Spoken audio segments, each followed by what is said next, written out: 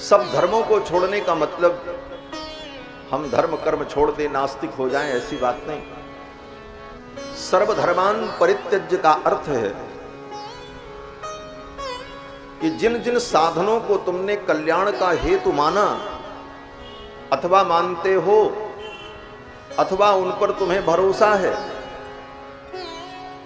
तो उन साधनों का भरोसा छोड़ दो और केवल मेरा भरोसा कर लो। माम एकम शरणम व्रज, अहम त्वा सर्व पापेभ्यो मोक्षयिष्यामि मा शुचः, मैं तुमको समस्त पापों से मुक्त कर। लेकिन शर्त है। शर्त क्या है? बोले माम एकम शरणम व्रज, मुझ एक की शरण में आओ। किसी और की शरण में अगर गए तो न इधर के रहोगे न उधर के रहोगे। दो नाव में पैर रखने वाला डूब जाता है, एक का भरोसा। भगवान कहते माम एकम शरणम व्रज, इसीलिए भगवान कहते मामेव ये प्रपद्यन्ते मायामेताम तरन्ति ते। मामेव, माम एव, एव शब्द का अर्थ होता है ही, और एव का अर्थ होता है अन्य योग व्यवच्छेद, दूसरा नहीं। माम, मेरी ही शरणागति। माम एकम शरणम व्रज, अहम त्वा सर्व पापेभ्यो मोक्षयिष्यामि मा शुचः। और दूसरे का भरोसा किया, बोले तब भगवान की करुणा नहीं होती। इसी को हमारे यहां आचार्यों ने अनन्य भक्ति कहा, प्रपन्नता इसी को कहा। प्रपन्न होकर, अनन्य होकर, इसी को श्रीमद् वाल्मीकि ज्ञान से कल्याण नहीं होगा। उस ज्ञान का लगातार अनुसंधान चलता रहे। कर्म, बोले कर्म में निरंतरता बनी रहे। भक्ति में, बोले भक्ति में भी तैल धारावद अविच्छिन्न स्मृति संतान बना रहे। बार बार सारे साधन बार बार करने पड़ते हैं, लेकिन शरणागति, बोले शरणागति एक बार बस। भगवान कहते हैं सकृदेव, एक बार प्रपन्न होकर तवास्मि, हे भगवान मैं आपका हूं, ये तुम कह दो आकर के मेरे सामने। भगवान कहते तब अस्मि, मैं तुम्हारा। इति याचते, ऐसी याचना अगर भक्त कर ले तो भगवान कहते अभयम सर्वभूतेभ्यो ददाम्ये तद्व्रतम मम, मैं उसको समस्त भूतों से अभय कर देता। ये भगवान की शरणागति है। और इसी शरणागति के सिद्धांत को आलवंदार स्तोत्र में भगवत पाद श्री यामुनाचार्य स्वामी जी महाराज ने अनुसंधान किया। जिन श्लोकों का वर्णन पूज्य चरण अपने उद्बोधन में कह रहे थे, न धर्मनिष्ठोस्मि न चा आत्मवेदी, न भक्तिमास्त्वच्चरणारविंदे, अकिंचनोऽनन्य गति शरण्य त्वत्पाद मूलम शरणम प्रपद्ये। साधन शून्यता, यही शरणागति। हम साधन शून्य जब होते हैं तभी भगवान की शरणागति करते हैं। और साधन शून्य होने का कितना सुंदर अनुसंधान किया हमारे आचार्य स्वामी यामुनाचार्य जी ने कि न धर्मनिष्ठोस्मि, मेरे अंदर धर्म की निष्ठा नहीं, न च आत्मवेदी, आत्म तत्व का ज्ञान भी मुझे नहीं, न भक्तिमास्त्वच्चरणारविंदे, आपके चरणारविंद में मेरी भक्ति भी नहीं है। अकिंचनो, मैं अकिंचन हूं, मेरे पास कुछ नहीं है। भगवान ने कहा जब कुछ नहीं है तो मेरे ही पास क्यों आए, कहीं और चले जाते। तो आचार्य चरण कहते हैं अकिंचनो नन्य गति ही, अनन्य गति हूं, मैं कहां जाऊं, दूसरी कोई गति भी तो नहीं है। आपको छोड़ करके मैं कहां जाऊं, भगवान को छोड़ करके जीव कहां जाएगा। रामम बिना का गति, व्यास जी कहते हैं रामम बिना का गति, रामेण प्रतिहन्यते कलिमलम रामाय कार्यं नमः, रामात् त्रस्यति काल भीम भुजगो रामस्य सर्वं वशे, रामे भक्ति रखंडिता भवतु मे भो राम मामुद्धर। भगवान को छोड़कर हम जाएं कहां, जीव जाएगा कहां। आचार्य चरण कहते हैं, प्रभु मैं अनन्य गति हूं, हे शरण्य, हे शरणागत वत्सल, मैं आपके चरणों का आश्रय ले रहा हूं। साधन शून्य होकर भगवान के चरणों पर भरोसा कर लेना और एकमात्र भगवान का भरोसा, यही शरणागति है। और इसमें नैत्यानुसंधान, ये बड़ा महत्वपूर्ण विषय है। आचार्यों ने कहा अपनी नीचता का अनुसंधान करना चाहिए, इसको कहते हैं नैत्यानुसंधान। इसीलिए आचार्यों ने भी नैत्यानुसंधान किया। गोस्वामी जी कहते हैं मौसम दीन न दीन ही, मैं कितना दीन हूं, मैं पापी हूं, मैं अभागा हूं। सूरदास जी कहते हैं मौसम कौन कुटिल खल कामी, ये नैत्यानुसंधान है। मौसम कौन कुटिल खल कामी, जेहि तन दियो ताहि बिसरायो, ऐसो नमक हरामी, मौसम कौन कुटिल खल कामी। ये नैत्यानुसंधान, अपनी दीनता का अनुसंधान, यह शरणागति का संबल बनता। और एकमात्र भगवान का भरोसा, दूसरे का भरोसा किया तो भगवान फिर रक्षा नहीं करते। हाँ? जब दुर्योधन की सभा में द्रौपदी का वस्त्रापहार होने लगा तो भगवान तब तक नहीं आए। कब तक? बोले द्रौपदी की आधी साड़ी उघड़ गई, भगवान नहीं आए। आधी इज्जत चली गई, तब तक गोविंद नहीं आए। वृंदावन के ब्रज भक्तों ने ठाकुर को खरी खोटी सुनाई। किसी भक्त ने कहा ठाकुर तूने क्या किया, पहले केश खिंचाए के, द्रौपदी के केस खिंचवाए, पहले केस खिंचाए के फिर बढ़ावत चीर, फिर कपड़ा बढ़ाने चले आए। आवत लाज गंवाए के, जब द्रौपदी की आधी लाज चली गई तब आप आए। पहले केस खिंचाए के फेड़ बढ़ावत चीर, आवत लाज गंवाए के आखिर जात अहीर। कुछ जात की बलिहारी तो होनी ही चाहिए। भक्तों ने व्यंग किया भगवान के ऊपर। आपको पहले आना चाहिए, लेकिन भगवान क्यों नहीं आए? इसका उत्तर तो वेदांती लोग, शास्त्रज्ञ लोग दें।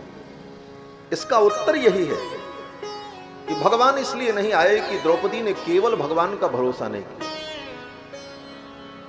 जब द्रौपदी को दुशासन घसीटता हुआ लेकर के सभा में आ रहा था, भगवान उसी समय आ जाते, लेकिन द्रौपदी को भगवान का उस समय भरोसा नहीं था। उस समय भरोसा था किसका? बोले पितामह का, धृतराष्ट्र का, द्रोणाचार्य का, कृपाचार्य का। इतने बड़े बड़े महापुरुष सभा में बैठे, मेरा अपमान नहीं होगा। भगवान ने कहा इनको भी देख लो। तब तक भगवान नहीं आए। उनका भी भरोसा जब द्रौपदी ने छोड़ दिया, बोले तब तक भगवान नहीं आए। क्यों? बोले उनको अब भरोसा था कि मेरे 5 पति हैं, ये मेरी रक्षा करें। तब तक भगवान नहीं आए। उनका भी भरोसा टूटा। दुशासन साड़ी खींचने लगा। द्रौपदी अपने हाथों से अपनी साड़ी को पकड़कर अपनी तरफ खींच रही थी, दुशासन अपनी तरफ खींच रहा। तब तक भगवान नहीं आए। बोले अब तो भगवान को आ जाना चाहिए था। बोले भगवान इसलिए नहीं आए कि द्रौपदी ने द्रोणाचार्य, कृपाचार्य, भीष्म पितामह, धृतराष्ट्र, इनका भरोसा त्याग दिया, पांडव का भरोसा त्याग दिया। लेकिन अभी द्रौपदी को अपने बल का भरोसा था, अपने हाथों से अपनी रक्षा का प्रयास कर रही थी, इसलिए भगवान नहीं आए। अपनी रक्षा का प्रयास जब पूर्ण रूप से जीव छोड़ देता है, एकमात्र भगवान का भरोसा करता है, तब भगवान की कृपा प्रकट होती है। द्रौपदी जब तक अपनी साड़ी को अपने हाथ से खींच रही थी, तब तक भगवान नहीं आए। इस दृश्य को कृपाचार्य जी ने देखा, कृपाचार्य जी ने जान लिया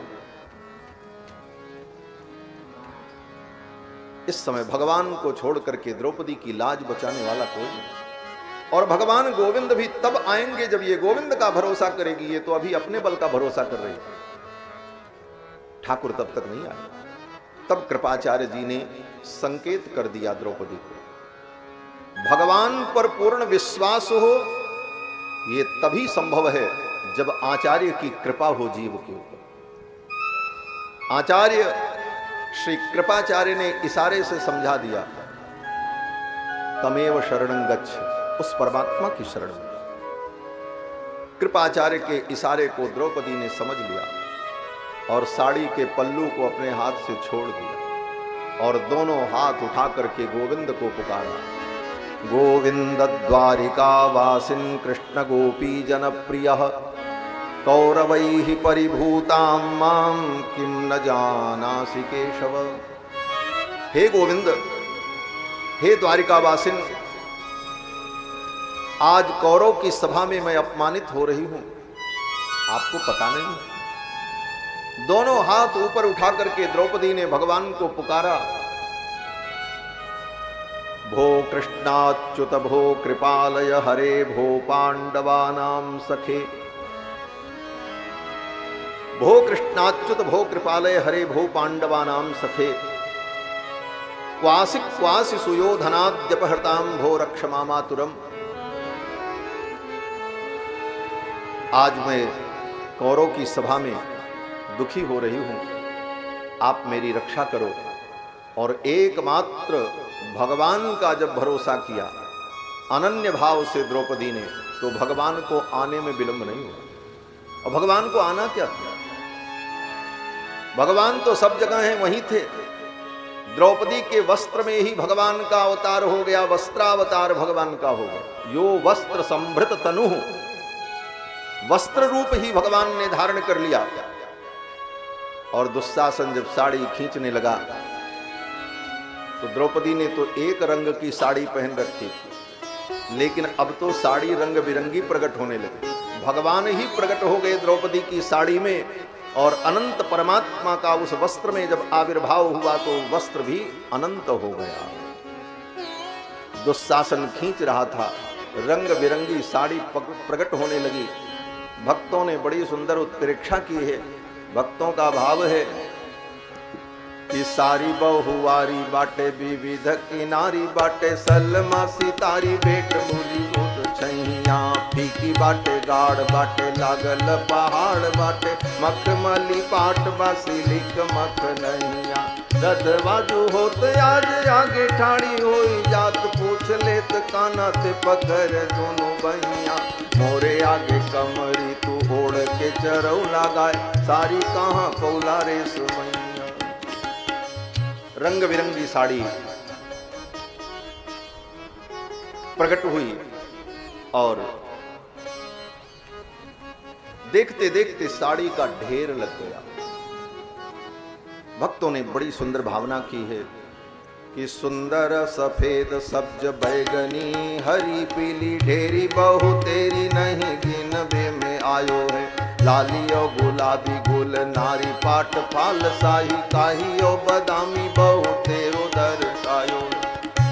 सब रंग की साड़ी प्रकट हुई, खाकी प्याजी धानी आसमानी जाफरानी, रंग रंग रंग साड़ी आसमान लगी छायो है, द्रौपदी के काज ब्रज राज होए बजाज, मानो लादी के जहाज पट द्वारिका से आयो। मानो भगवान अपनी संपूर्ण द्वारिका की बजाजा बजा रही लेकर के चले आए हो, इतना वस्त्र प्रकट। कहने का भाव कि भगवान की शरणागति अनन्य भाव से, एकमात्र भगवान की शरणागति, फिर अन्य किसी का भरोसा है। माम एकम शरणम ब्रज, और यही अनन्यता भगवान को प्रिय लगती है।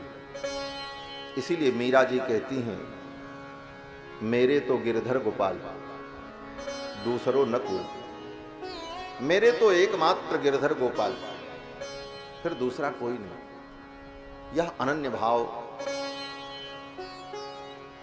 शरणागति का मूल आधार है। और श्रीमद् भागवत महापुराण में तो जगह जगह पर भगवान की शरणागति का वर्णन। सबने भगवान की शरणागति।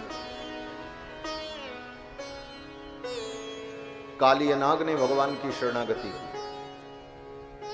नारायणम तमरणम मनसा जगाम। जब भगवान ने कालिय नाग का दमन किया तो कालिय नाग ने भी भगवान की शरणागति की। ब्रह्मा ने भगवान की शरणागति की। नौमीड्यते भ्रपपुषे तडिदंबराय गुंजावतंस परिपिच्छल सन्मुखाय वन्यस्त्रजे कवलवेत्र विषाण वेणु लक्ष्मश्रिये मृदुपदे पशुपांगजाय। ब्रह्मा ने भगवान की शरणागति और अब इंद्र की शरणागति होने जा रही है। शरणागति का ही प्रसंग चला है तो फिर शरणागति ही हो। अब इंद्र शरणागति करने के लिए आएंगे। कल की कथा में आपने सुना, देवराज इंद्र के अभिमान को नष्ट करने के लिए भगवान ने